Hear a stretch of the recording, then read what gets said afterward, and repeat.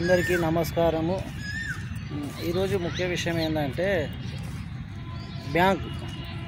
బ్యాంకుల కాడ ఏటీఎంల కాడ కొంచెం జాగ్రత్తగా ఉండాలి. ఎందుకంటే మొన్న రీసెంట్గా మా మేనత్తకు ఒక సంఘటన జరిగింది. ఏమనంటే ఆమె స్కూల్లో అటెండర్గా, గవర్నమెంట్ స్కూల్లో అటెండర్గా చేసేది. రిటైర్మెంట్ అయిపోయింది, డబ్బులు ఉన్నాయి.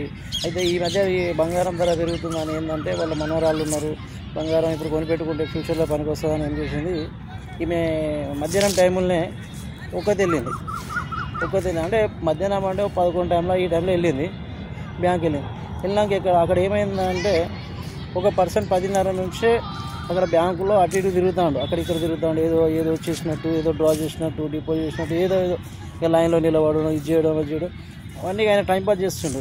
ఎవరెవరు దొరుకుతారో, ఎవరు ఎంత స్లిప్ అమౌంట్ డ్రా చేస్తారు, ఎవరిని పట్టాలి ఏందని అన్నీ అబ్జర్వ్ చేసుకుంటూ ఉన్నాడు. చూసుకుంటున్నాక ఈ పెద్ద మనిషి ఒక్కతే కనిపించింది. ఈ పెద్ద మనిషి పక్కన వాకప్ చేస్తే ఏమైందంటే ఈమె 3 లక్షల రూపాయలకు డ్రా చేసిండు.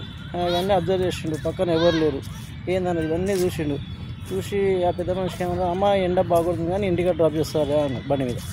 అవి మేము అనుకున్నది అప్పుడప్పుడు వాళ్ళ స్కూల్లో చదువుకున్న పిల్లలు తెలిసిన వాళ్ళు వీళ్ళు వచ్చి ఇట్లా డ్రాప్ చేసేది.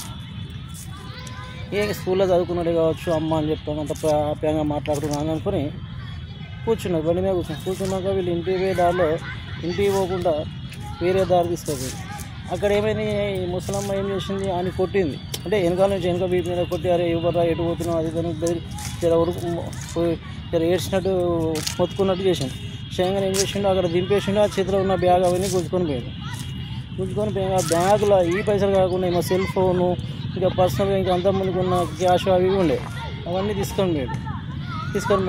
ఈ అమ్మని చూసి ఇంకో 2-3 ఆయన వెనకాల ఫాలో అయ్యారు, ఏది క్యాచ్ చేద్దామని.